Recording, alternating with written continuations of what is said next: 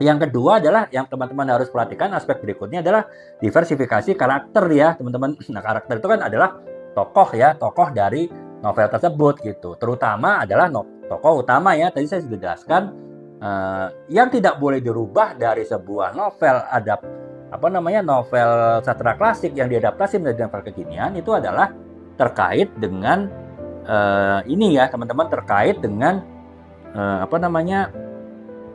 terkait dengan penokohan utamanya ya. Jadi karakter utama, tokoh utama itu tidak boleh dirubah, tidak boleh diganti ya. Yang bisa dilakukan adalah diversifikasi karakter, artinya menambahkan tokoh-tokoh baru gitu di dalam novel adaptasi tadi gitu ya. Tokoh-tokohnya tentu bukan tokoh utama ya, karena tokoh utama itu harus tetap sama gitu. Yang ditambahkan bisa jadi tokoh pendukung ya. Tadi misalnya, tadi saya kasih contoh lah kisah Romeo dan Juliet. Kalau mereka kan itu setahu saya hanya cerita mereka berdua kan, tidak ada ya, bisa dibilang tidak ada peran sahabat-sahabat mereka gitu.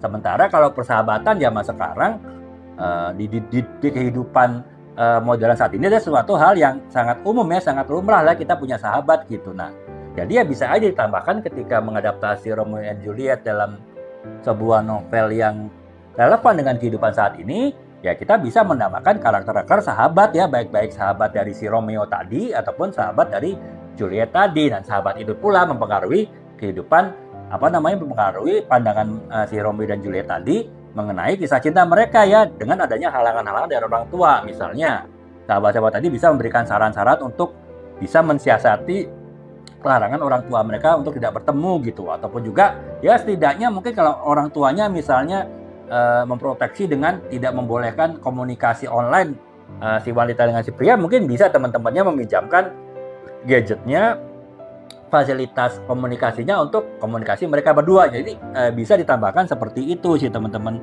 Nah, tentu juga ya penambahan karakter tambahan tadi itu tidak hanya sekedar misalnya menambahkan sahabat, tapi mungkin sahabatnya itu adalah ya karena sekarang kan kita ini ya teman-temannya hubungan antar manusia, interaksi antar manusia cair ya.